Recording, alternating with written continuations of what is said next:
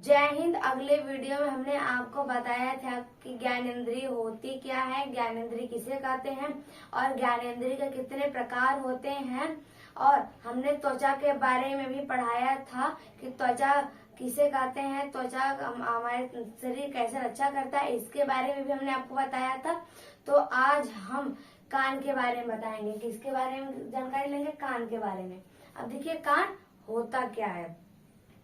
देखो, प्रकृति ने हमें 5 ज्ञानेंद्रियां दी हैं। कितने दी हैं? 5 ज्ञानेंद्रियां दी हैं। उनमें से एक हमारा कान भी है। क्या है? कान भी है।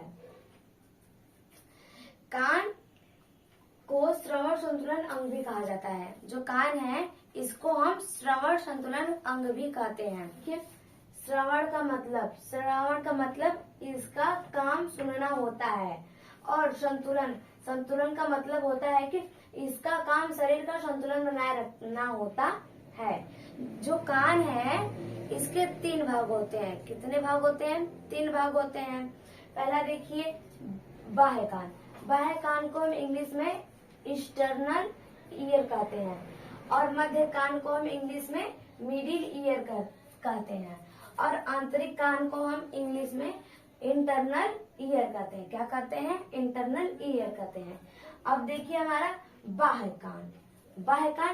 बाह्य कान यानी कि जो हमारा पिन्ना जी जो है, पिन्ना को हम हिंदी में, अब देखिए हमारा पिन्ना को हम हिंदी में कड़पल्लव कहते हैं। क्या कहते हैं? कड़पल्लव कहते हैं। ये जो हमारा पिन्ना है ये कड़पल्लव क्या है? कड़पल्लव है। और एक कार्टिलेज का बना होता है। किसका बना होता है? कार्टिलेज का बना होता है। ये भी जो कान है ये हमारा ये भी हाइलिन कार्टिलेज का बना होता है। किसका बना होता है? हाइलिन कार्टिलेज का बना होता है।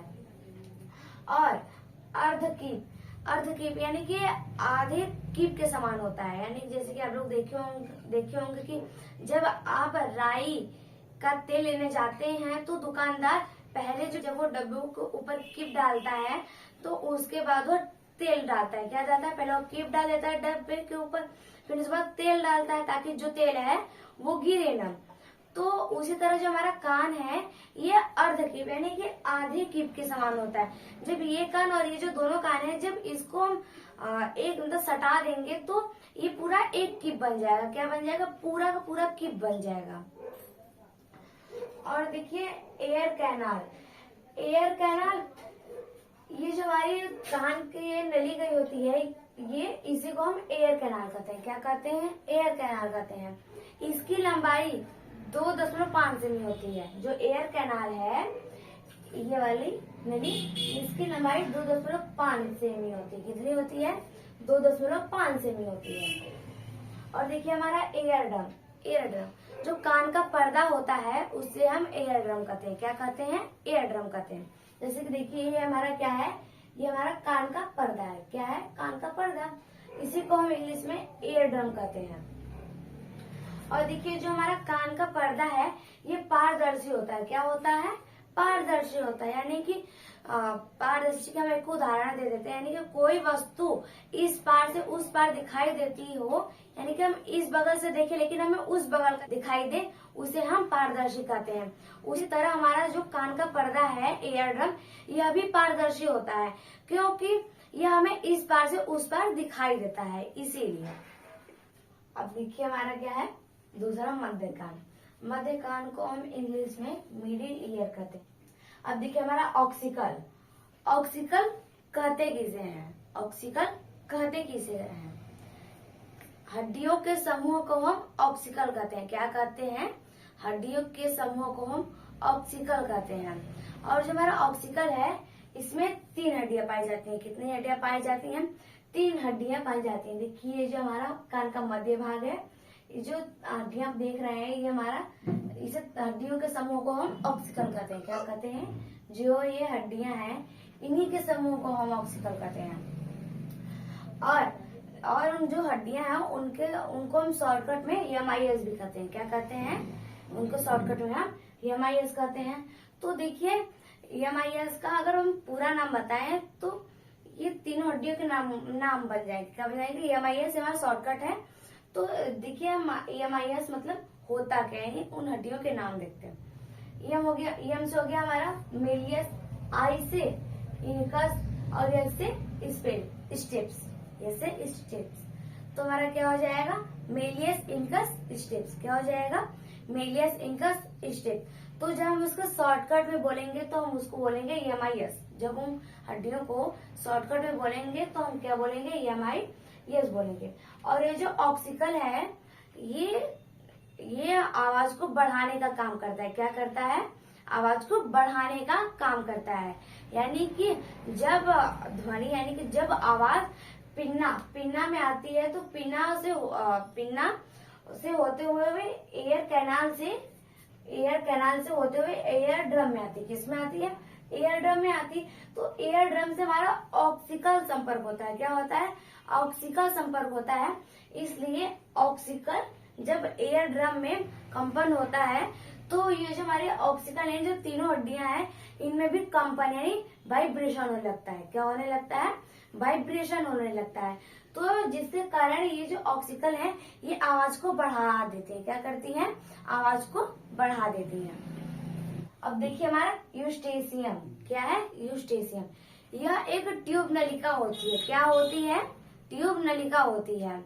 ये गले के पीछे के हिस्से से निकलकर हमारे कान के मध्य भाग में जाकर खुलती है। कहाँ खुलती है, कान के मध्य भाग में जाकर खुलती है। ये आवाज को बैलेंस बनाने का काम करती है। जो यूस्टेशियम है, ये आवाज को बैलेंस बनाने का काम करती है। यानी कि उदाहरण के लिए मान लीजिए, जब बम ब्लास्ट होता है, यानी कि जब बम ब्लास्ट होता है और जब डीजे की अचानक से आवाज आती है तो हम लोग क्या हो जाते हैं, चीख जाते हैं। क्या हो जाते हैं, चीख जाते हैं। तो जो हमारा चीखने पर हमारा मुंह खुल जाता है। क्या खुल जाता है, मुंह खुल जाता है। तो जब अचानक से डीजे की आवाज आती है तो जो वो आवाज है वो हमारे कान में एयर ड्रम से होते हुए ऑक्सिकल में आती है। कहाँ आती है, ऑक्सिकल में आती। तो ऑक्सिकल यानी जो तीनों हड्डियां होती हैं वो उन आवाज को बढ़ा देती हैं। लेकिन जब हम अपना मुंह खोल देते हैं तो जो हमारी नली होती है, यूस्टेशियम नस, वे उस हवा को लेकर कान के मध्य भाग में जाकर छोड़ देती है। क्या करती है, कान के मध्य भाग में जाकर छोड़ देती है। यानी कि जो बाहर से आवाज आती है और जो हमारी यूस्टेशियम नस उस आवाज को लेकर जाती है, तो दोनों का क्या होता है, आपसी टकरार हो जाता है। क्या हो जाता है, आपसी टकरार हो जाता है। जिसके कारण वो जो आवाज होता है वो नॉर्मल हो जाता है। क्या हो जाता है, नॉर्मल हो जाता है। जिससे कि हमारा जो कोक्लिया है, जिससे कि हमारे कोक्लिया को हानि नहीं पहुंचती है।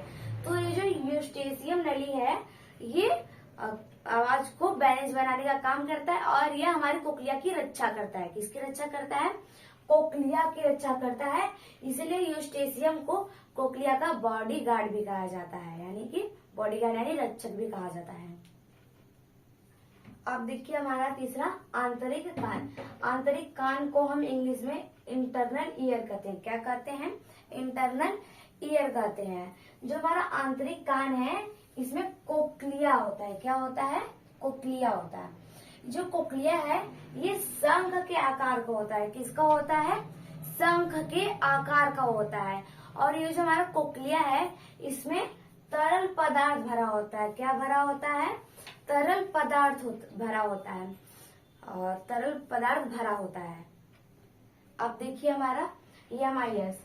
जो हमारा EMIS है, ये किस आकार का होता है। जो हमारा ये EMIS है, जो तीनों हड्डियां हैं, ये किस आकार की होती हैं। अब देखिए हमारा मेलियस। मेलियस जो है ये हैमर यानी कि हथौड़े के आकार का होता है। किसके आकार का होता है, हथौड़े के आकार का होता है। जो हमारा इंकस है, ये निहाई के आकार का होता है। किसके आकार का होता है, निहाई के आकार का होता है।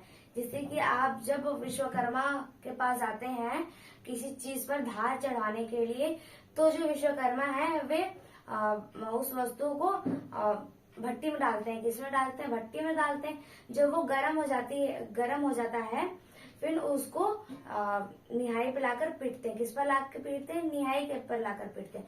जिस पर वस्तु को रखकर पीटते हैं उसे निहाई कहते हैं। क्या कहते हैं, निहाई कहते हैं। और जिससे उस वस्तु को पीटते हैं, उसे हथौड़ा कहते हैं। क्या कहते हैं, हथौड़ा कहते हैं। अब देखिए हमारा स्टेप्स। जो ये स्टेप्स है ये रकाब के आकार का होता है। किसके आकार का होता है? रकाब के आकार का होता है। जैसे कि जब आप लोग देखे होंगे जो पुलिस है जब वो चोर को पकड़ती है तो उसके हाथ पर हथकड़ी लगाती है। क्या लगाती है? हथकड़ी लगाती है। तो आप लोग देखे होंगे कि एक तरफ वो सीधी होती है और दूसरी तरफ वो गोलाकार की होती है। जैसे कि देखिए कि एक तरफ सीधी होती है और दूसरी तरफ ये ऐसे होती है। कैसी होती है? इस तरह होती है। ये इस तरह होती है। तो ये जो हमारा स्टेप्स है ये इस आकार का होता है। किसके आकार का होता है? ये इस आकार का होता है, यानी रकाब के आकार का होता है। अब देखिए हमारा तीसरा आंतरिक कान। आंतरिक कान को हम इंग्लिश में इंटरनल ईयर कहते हैं। क्या कहते हैं? इंटरनल ईयर कहते हैं। जो हमारा आंतरिक कान है इसमें कोक्लिया होता है। क्या होता है? कोक्लिया होता है। ये शंख के आकार का होता है जो तंत्रिका का बना होता है। किसका बना होता है? तंत्रिका यानी नस का बना होता है। ये जो हमारा कोक्लिया है इसमें तरल पदार्थ भरा होता है। क्या भरा होता है? तरल पदार्थ भरा होता है। जब एयर ड्रम में कंपन होता है तो उसके संपर्क में ऑक्सिकल होते हैं। क्या होते हैं? ऑक्सिकल होते हैं। जब ऑक्सिकल होती हैं वो कम वाइब्रेशन करती है यानी कंपन करती है तो उसके संपर्क में कोक्लिया होता है। क्या होता है? कोक्लिया होता है, जिसमें कोक्लिया में भी कंपन होने लगता है। क्या होने लगता है? कंपन होने लगता है। जब तरल पदार्थ में कंपन होने लगता है तो हमारी श्रवण तंत्रिका वो उस कंपन को लेकर हमारे ब्रेन तक ले जाती है। क्या ले जाती है? वो जो श्रवण तंत्रिका है वो उस कंपन को लेकर हमारे ब्रेन तक जाती है। कहाँ जाती है? ब्रेन तक जाती है। तो हमारा ब्रेन जो है उस आवाज को व्याख्या करता है। क्या करता है? व्याख्या करता है, जिससे हमें वह आवाज समझ में आती है। जिससे हमें आवाजें समझ में आती है कि वह व्यक्ति क्या कह रहा है।